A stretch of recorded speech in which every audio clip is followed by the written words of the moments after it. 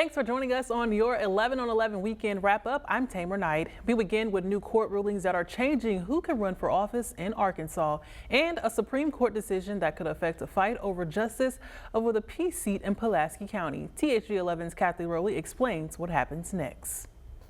It's of course a broad term, and it's designed to be a broad term because it comes from the state constitution. So if someone is guilty of an infamous crime, they're not allowed to hold office in Arkansas. Legal expert and UA Little Rock professor Robert Steinbuck says the Arkansas Constitution outlines several criteria that can make a candidate ineligible to run and hold a public office.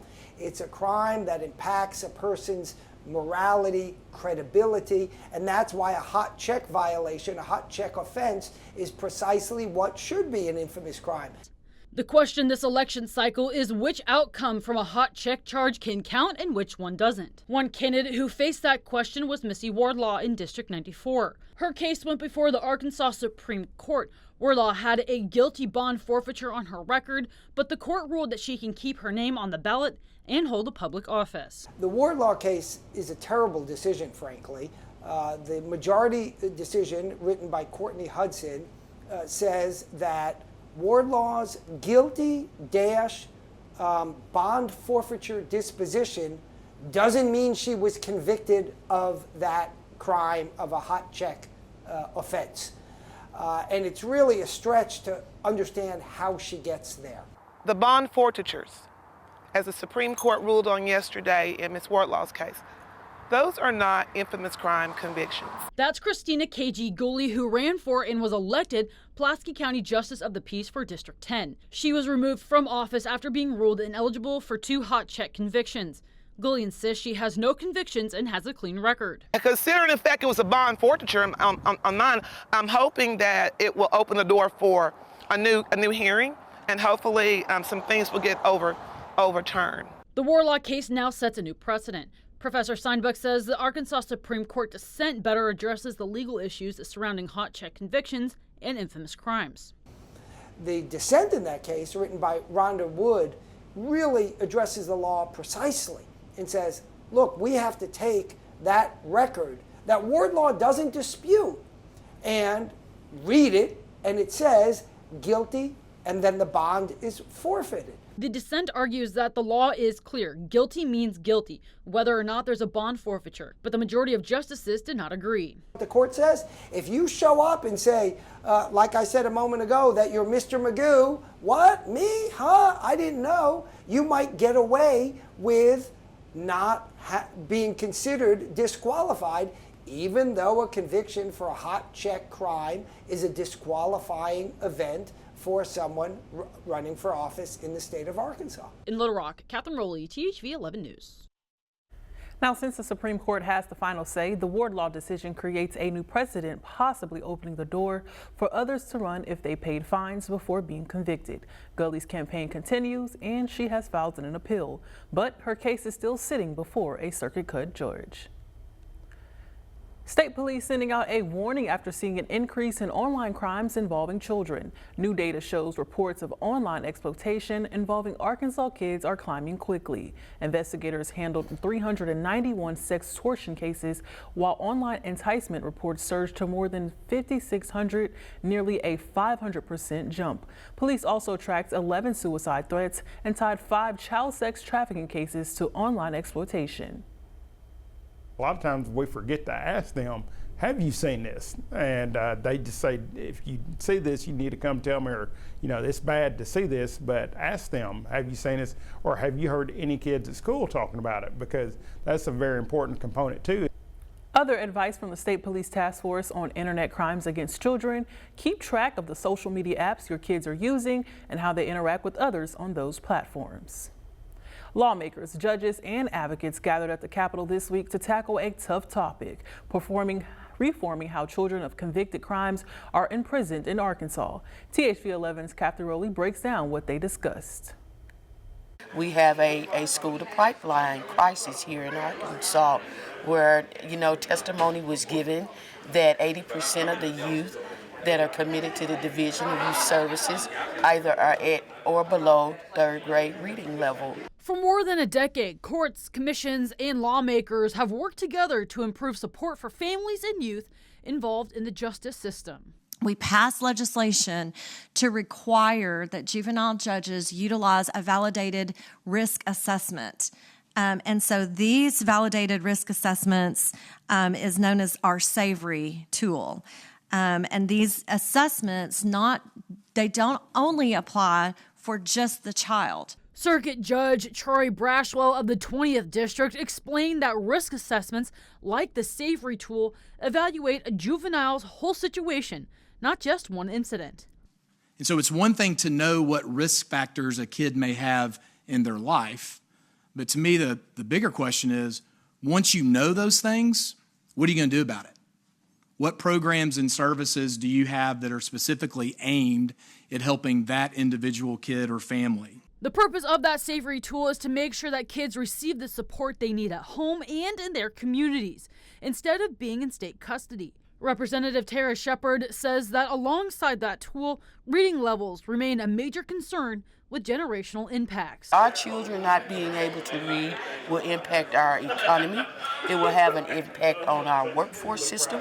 It will have an impact on our prison system. And what we saw here today is that we have a school-to-prison pipeline when 80% of the youth that are in DYS custody cannot read at grade level.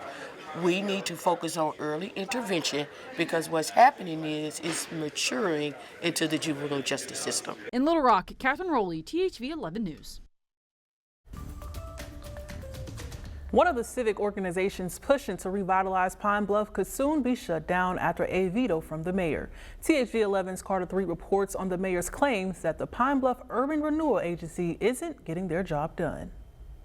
I feel it best that we support this agency and their collaborative partners. Pine Bluff City Councilman Bruce Lockett voted for a resolution to support the Pine Bluff Urban Renewal Agency earlier this year. The agency was created in 2017 to remove blight from the city and redevelop Pine Bluff. And this resolution said it should be allowed to keep going. The Urban Renewal Agency is in a better position to manage the projects in which they have. And right now, the city budget could not withstand taking on those projects at these times. But on Monday, Mayor Vivian Flowers vetoed the resolution and said she's in favor of dissolving the agency entirely. In her veto letter, the mayor said the agency has no future funding source and is unsustainable. Their primary role is to focus on blight removal and demolition and revitalization. How do you do that with no sustainable funding, no grants, and one employee? You don't. Mayor Flowers also said that Pine Bluff has as many condemned properties today as it did when the agency started. And although the agency helped finish Simmons Bank Park downtown and is working on a go-kart track, Flowers says it's not enough. The go-kart track project, which is years delayed, about $2 million over budget. Lockett disagrees and says he'll continue to support the Urban Renewal Agency. It's support that could lead to the mayor's veto being overridden. No organization is perfect, but at the same time, the city cannot do everything. In Pine Bluff, Carter Thweet, THV 11 News. Mayor Flowers says she and the city council have been working on a compromise resolution, but the city council could also override her veto with a 2/3 vote. And Arkansas weather collection and data is posed to getting a big upgrade. At facilities like this one in Stuttgart, the University of Arkansas is going to build state-of-the-art weather stations to collect data. Chris Herring, who works at this facility, says the 20 new stations will widen the weather net statewide. The historical data that we collect from permanent weather stations like this or across the ag landscape are used by a variety of specialists, scientists, engineers. All the data collected by these stations will be available on a public website. They hope to have all 20 stations completed by the end of this year. A food you've eaten your whole life is suddenly off limits. After a break, a closer look at a condition forcing more and more Arkansans to rethink every meal. Plus, the UA Little Rock Trojan baseball team is ready to knock it out of the park this season, fresh off their magical run last year. We'll head to the Diamond next.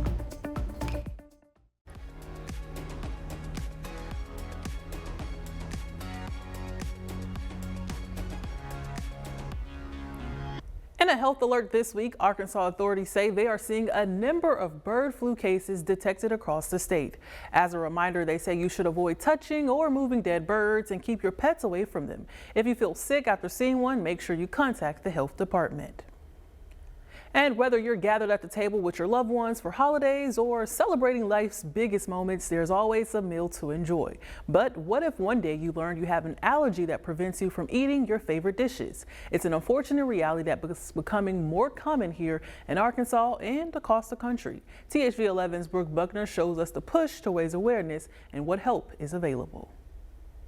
It's been life-changing. Christy McPeak lives on high alert after receiving her alpha-gal syndrome diagnosis 2 years ago. She describes it as a learning experience. You don't think about what all's in your food until you can't have certain things. Some people call alpha-gal the red meat allergy, but she says it's much more than that. It's an allergy to mammal and mammal byproducts, and some people are not allergic to everything that other people are. She says even smells can give her an allergic reaction. Even things that are cooked in a lot of butter, even if they're not meat, but they're cooked in a lot of butter, I can't be around the fumes of that. It all started with a tick bite. So it's the Lone Star tick that we think. Dr. Josh Kennedy at UAMS says positive cases are ticking up. Studies have shown recently that up to 39% of patients can have a positive test to alpha-gal. But Dr. Kennedy says there's still a lot of unknowns about alpha-gal, and he and the rest of the medical field are learning as they go. We're working on new studies that are coming out regularly, and Arkansas is going to be a part of some of those studies in the future. The CDC estimates nearly 500,000 people have alpha-gal in the U.S., and some of them might not even know it.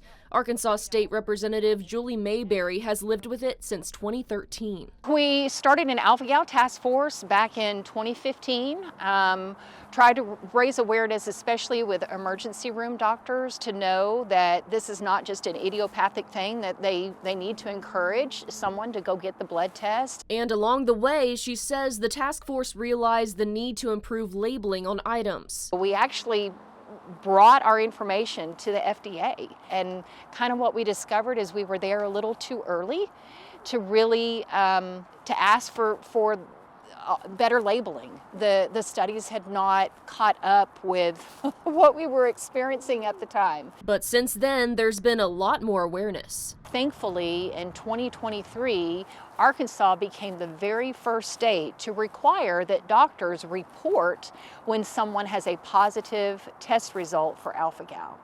So we now have some numbers. In 2024, the Arkansas Department of Health received 2,600 reports of alpha-gal, with the most cases in Searcy County. The 25 numbers are not out yet, and I'm anxiously awaiting to see what those numbers show.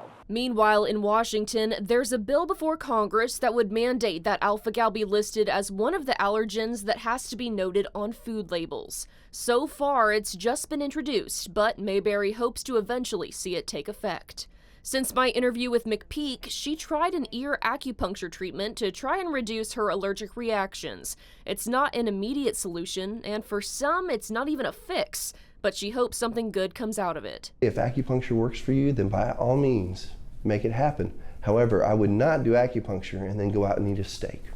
I would see my allergist first. Dr. Kennedy says there's also a chance alpha-gal goes away on its own. If you avoid ticks, if you avoid meat, what we see is a drop in that IgE, and eventually many patients are able to do a challenge in my clinic and they do not respond to the alpha-gal. As we learn more about this disease, I expect that we're going to make huge breakthroughs in what this disease is and how to treat it in the future. In Little Rock, Brooke Buckner, THV 11 News. Now, according to the Journal of Allergy and Clinical Immunology, there's been one reported death from alpha-gal syndrome. Dr. Kennedy says the typical allergic reaction consists of hives, low blood pressure, wheezing, and anaphylaxis. If you think you may have this allergy, he encourages you to see an allergist and get a blood test.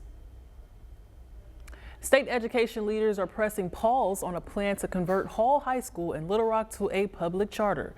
The State Board of Education tabled a vote on allowing the conversion, citing several unresolved concerns. The idea came after LRSD administrators face declining enrollment and ongoing financial strains in the Midtown school.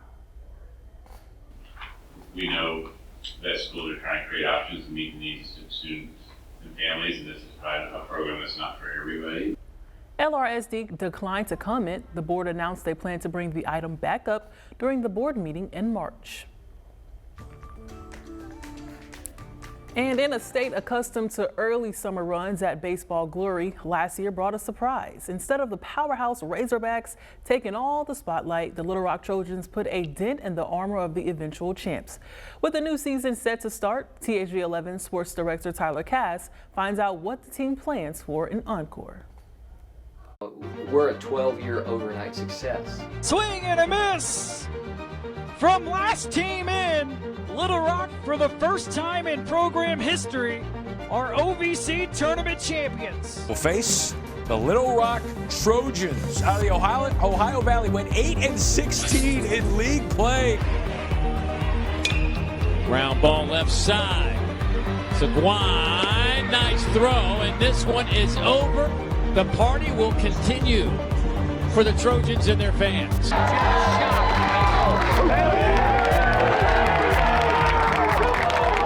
Little Rock baseball, one regional appearance before last year, no regional wins. Now you get to be, the guy leading the team that puts them in the history book for the first time. Just what did that mean to you?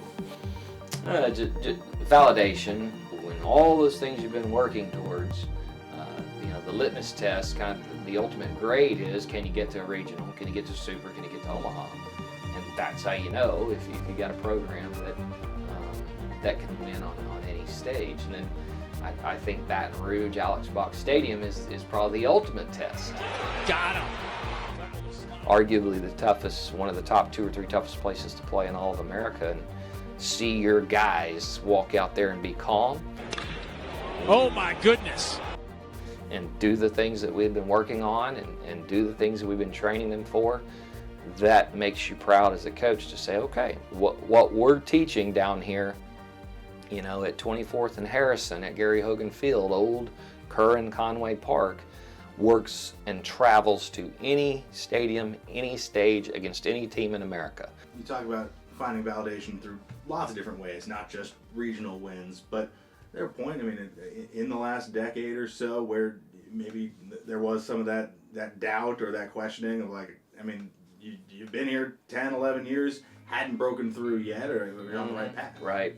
Oh yeah, there been some long bus rides home on a Sunday night where, maybe you got swept or maybe I've many weekends sat down there in that dugout on a Sunday afternoon after the game was over and it didn't go our way, and boy, you're rethinking everything. Did we teach it right? Were we not prepared? What do we got to do different? So there have been many times, to answer your question, where there's been doubt. But then the only thing that I've learned when you're in a doubtful place or you're not sure if it's going to, get back to work. We've battled through the Sun Belt, had some top 3 finishes there, won the OVC, and then finally kind of pushed through that next level, which is the regional, which we had only been to 1 in the history of the program, and we'd never won a game. We won 3. The little engine that could. Certainly, when you show that if we can just get to those games, we're good enough to play on that stage. We didn't get blown out. We didn't get embarrassed. Then people look around and say, hey, I wonder what this would look like at Little Rock if we really increase the level of commitment and support around these guys. And since that run, Little Rock baseball has extended Coach Curry's contract, put new turf down on the existing field, released renderings for a potential future stadium, and maybe most important of all, increased that NIL spending to help bring in what is arguably the most talented class that Little Rock baseball has ever seen. Tyler, the biggest paradigm shift in Little Rock baseball is kind of always been the underdog, always been the chip on the shoulder guy. All those excuses where we could have played a victim mentality and we chose not to. Now it's going to be expectations. And a lot of times expectations are harder to manage than low expectations. And this thing could go either way. And we want to make sure we're good stewards of the momentum.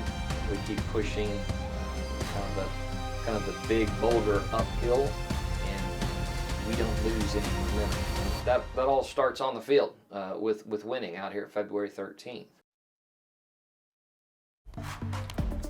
Coming up after the break, a World War II veteran celebrates a century of life. We'll show you how his community showed up to make him feel extra special. Plus, a Little Rock man is going viral for his Bad Bunny translations on TikTok, with the goal of bringing people together through music.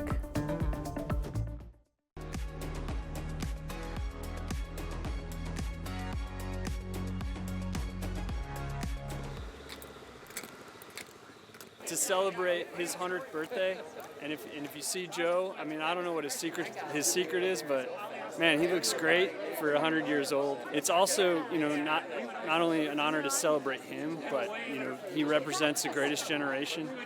He represents their service and sacrifice to our nation, and so it's great to get to meet Joe, get to know him. And you were in the Navy, correct? Right, and I was a radio man. And when we had the radio on, we'd listen to Tokyo Rose, and we'd listen to out of the United States. And so we never knew who was going to win in the war, because we listened to one version, Japan was winning. We listened to the next version, and we were winning. So we really didn't know which end was up. Your secret is to live to be 100. It was just clean living, And I gave up smoking in the 60s, and it's just living a good, normal life. And I always tell everybody I live in the best neighborhood in Arkansas.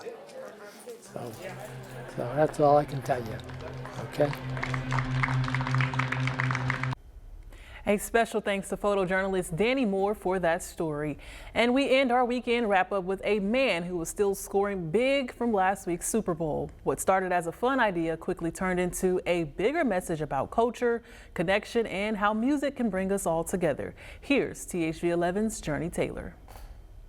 The TikTok mobile, that's what we call it. It's not your typical music studio, but one can argue a star is emerging for the greater good. I go by Compalang on TikTok. This actually came up like just a couple weeks ago. Langston Norman, known to his 350,000 followers on TikTok, as Compalang started going viral ahead of the big game, translating Bad Bunny songs into English, all while staying on beat. Hey, so my auntie asked me why I got so many girlfriends. Hey, a lot of girlfriends. He says it all started with a simple idea. I thought what would be a good idea to try to even bridge the gap more between the two communities of Spanish speaking and English speaking. And I was like, you know what? If I did this, it might make it a little easier. The Super Bowl's coming. The response? Well, immediate. To the VIP. Hey. Whenever I did the TT Me Pregunto video, like that just... I've got people messaging me and they're like, hey, bro, I saw you on this and that. And I'm like, oh my goodness, like I did not expect that. Born and raised in Little Rock, Lang only started learning Spanish just 3 years ago. It says at first, some people didn't quite get it. I think at first maybe they thought I was kind of a joke. But he says the message started to land and people were sure to tell him, flooding the comments. The one that touches me the most is I wish there were more people that were like this, That's the whole goal. For Lang, it's always about connection and how music brings people together. Just like with the Super Bowl, a lot of people didn't understand what was going on with the whole Bad Bunny speaking Spanish thing. There wasn't subtitles, but that music, you can feel it, And for me, I feel like that it's just one of those things, like whether or not you can understand the English, whether or not you can understand the Spanish, you can start with the music. Reminder that sometimes all it takes is a beat to bring people together. Division is not what we need, and love is what we need, and that to me is the most important thing, and that exactly, I think, embodies what Bad Bunny was trying to say and what people need to see right now in America, really. In Little Rock, I'm Journey Taylor, THV 11 News. And that's going to do it for your 11 on 11 weekend wrap up. Thanks so much for joining us here on THV 11 Plus. I'm Tamer Knight, and we'll see you next week.